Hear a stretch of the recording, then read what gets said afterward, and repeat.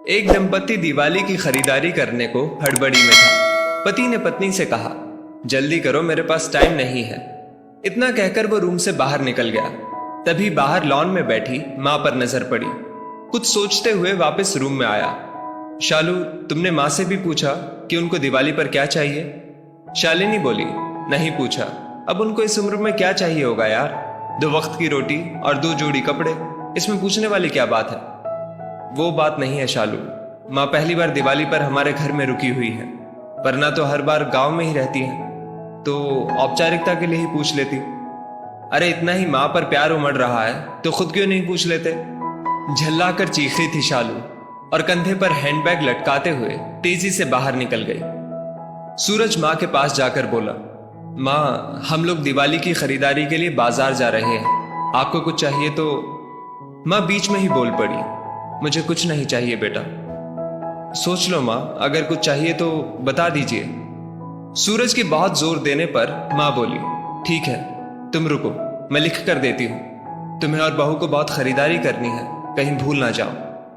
कहकर सूरज की माँ अपने कमरे में चली गई। कुछ देर बाद बाहर आई और लिस्ट सूरज को थमा दी। सूरज ड्राइविंग सीट पर बैठते हुए बोला, देखो शालू, माँ को भी कुछ चाहिए था पर बोल नहीं रही थी। मेरे जिद करने पर लिस्ट बना कर दी है। इंसान जब तक जिंदा रहता है रोटी और कपड़े के अलावा भी बहुत कुछ चाहिए होता है। अच्छा बाबा ठीक है, पर पहले मैं अपनी जरूरत का सारा सामान लूंगी, बाद में आप अपनी माँ की लिस्ट देखते रहना। कहकर कार से बाहर निकल गई। पूरी खरीदारी करने के बाद शालिनी बोली, अब मैं बहुत थक गई हूं, मैं कार में एसी चालू करके बैठती हूँ, आप माँ जी का सामान देख लो। अरे शालू तुम भी रुको, फिर साथ चलते हैं, मुझे भी जल्दी है। देखता हूं माँ ने इस दिवाली क्या मंगवाया है।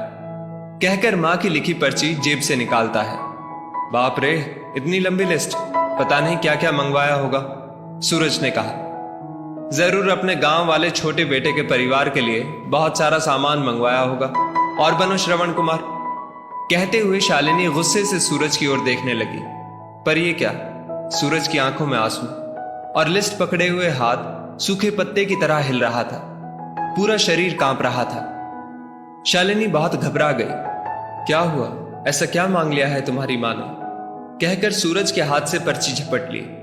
हैरान थी शालिनी भी, इतनी बड़ी पर्ची में बस चंद शब्द ही लिखे थे। पर्ची में लिखा था, बेटा सूरज, मुझे दिवाली पर तो क्या, किसी भी अवसर पर कुछ नहीं चाहिए, फिर भी तुम जिद कर रहे हो तो तुम्हारे शहर की किसी दुकान में अगर मिल जाए तो फुर्सत के कुछ पल मेरे लिए लेते आना। ढलती सांझ हुई अब मैं। सूरज, मुझे गहराते अंधियारे से डर लगने लगा है, बहुत डर लगता है पल पल मेरी तरफ बढ़ रही मौत को देखकर। जानती हूं इसे टाला नहीं जा सकता, ये शाश्वत सत्य है, पर अकेलेपन से बहुत घबराहट होती है सूरज। तो जब तक तुम्हारे घर पर हो कुछ पल बैठा कर मेरे पास, कुछ देर के लिए ही सही, बांट लिया कर मेरे बुढ़ापे का अकेलापन। बिन दीप जलाए ही रोशन हो जाएगी मेरे जीवन की सांझ। कितने साल हो गए बेटा तुझे स्पर्श नहीं किया, एक बार फिर से आ, मेरी गोद में सिर रख और मैं ममता भरी हथेली से सहलाऊं तेरे सिर को। एक बार फिर से इतराए मेरा हृदय मेरे अपनों को करीब, बहुत करीब पाकर, और मुस्कुरा कर मिलूं मौत के गले। क्या पता अगली दिवाली तक रहूं ना रहूं। पर्ची की आखिरी लाइन पढ़ते पढ़ते शालिनी फपक फपक कर रो पड़ी। ऐसी ही होती है मां।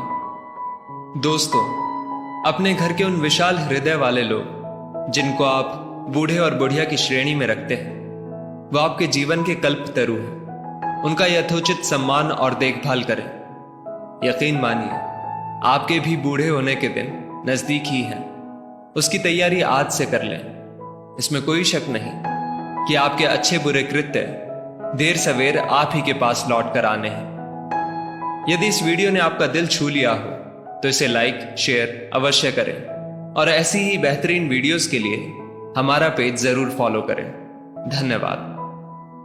These brothers my guys, know that we fly, know that they ride or die.